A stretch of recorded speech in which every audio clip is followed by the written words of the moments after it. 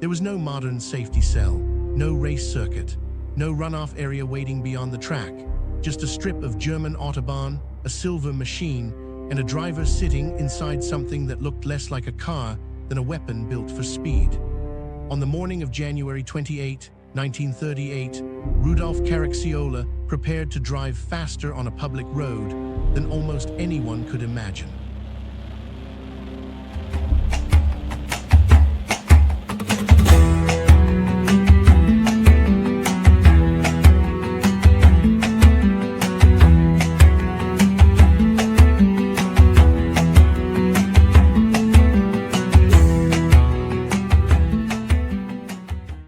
The road was the Frankfurt to Darmstadt Autobahn. It was supposed to represent progress. Concrete, speed, engineering, and national ambitions stretched into a straight line. But on this morning, it became something stranger. It became a laboratory, a measuring strip, a stage where machines would be pushed so far that the difference between triumph and disaster could disappear in seconds. In the 1930s, speed was not just sport. Speed was image. Speed was technology. Speed was power made visible. Racing cars became national symbols, and drivers became public heroes. A record was not just a number printed in a newspaper. It was proof that a country, a company, and an engineering culture could dominate the future. Mercedes Benz and Auto Union were the giants of German motor racing. Their cars were silver, brutal, and experimental. People called them the Silver Arrows. From a distance, they looked elegant. Up close, they were violent things. Thin tires, huge engines, metal bodies shaped by mathematics, wind, and fear. Mercedes wanted the record. Auto Union wanted it too. This was not a normal race where two cars fought side by side. It was colder than that. One driver would run alone. Timing officials would measure the result. Then the rival would answer. The battle was not wheel to wheel. It was company against company, engineer against engineer, and nerve against nerve. Rudolf Caracciola was not a reckless amateur chasing fame. He was one of the greatest racing drivers of his age. He had survived brutal circuits, terrible weather, and machines that punished hesitation. He was known for control, smooth hands, cold nerves, a driver who could make speed look calm. That was why Mercedes trusted him with the impossible. Caracciola had a reputation for precision. He was famous for finding grip where others found danger. In difficult conditions, he could appear almost mechanical. But the Autobahn record was different from racing in rain or fighting through corners. There were no corners to slow him down, no rhythm of braking and turning. Only acceleration, wind, and a straight road becoming narrower with every second. The Mercedes Benz W125 record car was not built to look normal. It was built to pass through the air. The wheels were covered, the body was smoothed, the front opening was reduced, the tail narrowed into a sharp aerodynamic form. Every surface was designed to reduce resistance, because above 400 kilometers per hour, air becomes a wall. The car did not need to be beautiful, it needed to be efficient. Airflow had to stay attached, turbulence had to be reduced.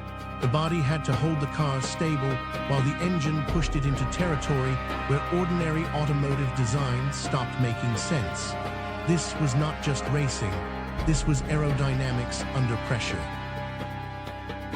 Under the bodywork was enormous power. The record car was not simply a polished shell. It was a machine built to convert force into motion with terrifying intensity.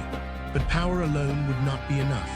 At this speed, more power could help the car accelerate, but stability would decide whether the driver could survive the run. Mercedes had Caracciola. Auto Union had Bernd Rosemeyer.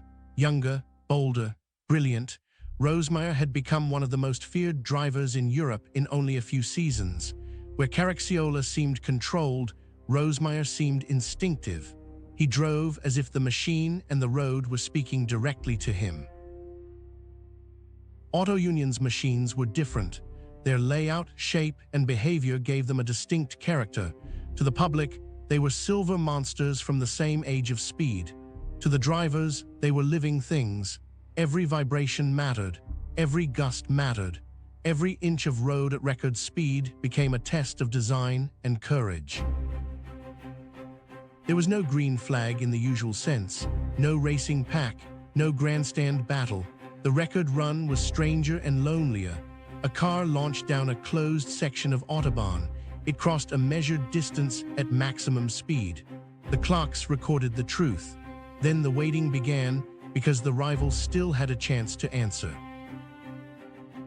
The morning was cold. The road stretched ahead in a long, hard line. On paper, it was simple: keep the car straight, build speed, cross the timing zone, survive the return. But the faster a car travels, the less simple the world becomes. The road surface changes, the wind changes, the car changes. Caracciola climbed into the narrow cockpit. The bodywork wrapped around him. The view ahead was limited. The steering wheel was thin. The gauges were simple. There was nothing about the space that felt forgiving. Once the run began, there would be no time to think like a normal driver. Only react, hold, and trust the machine.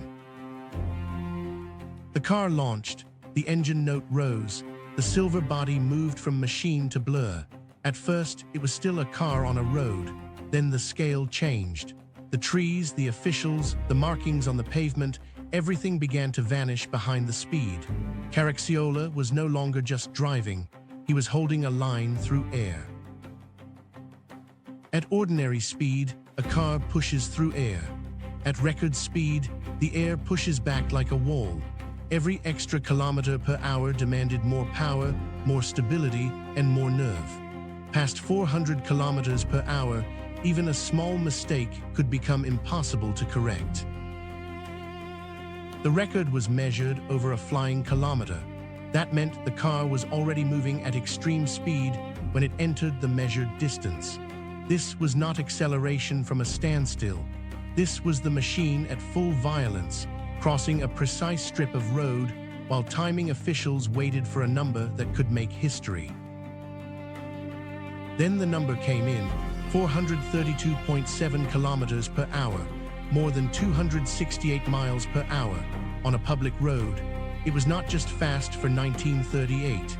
It is still a number that sounds almost unreal. Caracciola had driven the Mercedes into history.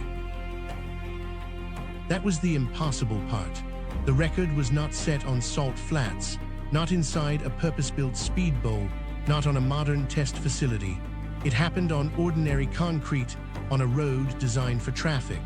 For one morning, a public motorway became one of the most dangerous speed laboratories on Earth. For Mercedes, the number was a triumph. For Caracciola, it was proof of nerve and control. But the day was not over. Auto Union still had Rosemare. The rival machine was still waiting. And in a contest built on numbers, a record was never safe, while another driver still believed he could go faster. Conditions were shifting. Wind moved across the Autobahn. At normal speed, that might be nothing.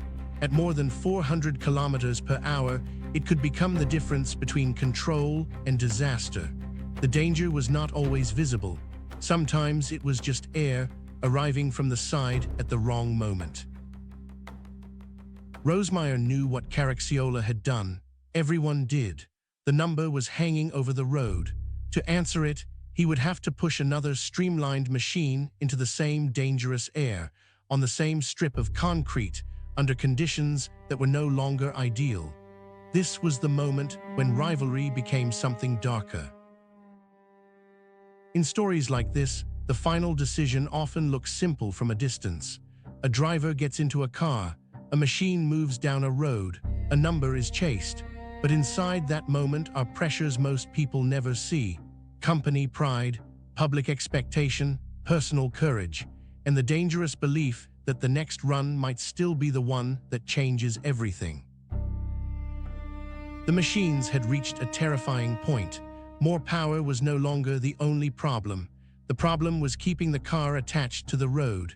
A streamlined body could reduce drag, but it could also become vulnerable to invisible forces. At that speed, the road was not simply under the car. it was disappearing beneath it. Rosemeyer's attempt ended in tragedy. He was killed during the record run near Murfelden. The same road that had carried Caracciola into history had taken another driver from the age of speed. In one morning, the record became both a triumph and a warning. After a speed record, people expect celebration, cameras, headlines, applause, but this day left behind something colder. The number remained, the record remained, but the meaning of the number changed. It was no longer just proof of what engineering could do, it was proof of how close ambition could come to the edge. Caracciola's record was real, the engineering was real, the courage was real, but so was the cost. These cars were built in a world that worshipped speed, power, and national prestige. The drivers were celebrated as heroes, but they were also being asked to sit inside experiments with almost no margin for error. A public road is not a perfect record course. It has a history, it has imperfections, it has surroundings that were never designed for a machine traveling faster than most aircraft of an earlier age. That is why Caracciola's record feels so strange. It belongs to motorsport, but also to a vanished world where the limits were not yet fully understood. Decades passed, cars became safer, tracks became better, technology moved far beyond what engineers had in 1938, but Caracciola's number still feels unreal because of where it happened, not in a modern safety-controlled environment, not on a specialized record course, on a public road turned into a high-speed experiment. The W125 record car was more than a machine. It was a moment in time, a point where racing technology, national image, driver courage, and dangerous ambition all met inside one silver body. It was built for one purpose, to make the air surrender, and for a few seconds, it did. It is easy to remember only the number, 432.7, but the number had a man inside it. Caracciola was not a myth. He was a driver, seated low inside a metal body, feeling the road through a thin steering wheel, trusting his hands, his machine, and a strip of autobahn to hold together for a few impossible seconds. He drove 432 kilometers per hour on a public road. That sentence still sounds fake, but in January 1938, on the Frankfurt to Darmstadt Autobahn, it happened. A silver car crossed a measured distance at a speed that made the road itself feel too small. The story is not only about how fast a car can go, it is about what people are willing to risk to prove that a machine can go faster. It is about the thin line between progress and obsession, and it leaves behind a question that still matters: how far should engineering be pushed before the number stops being worth it?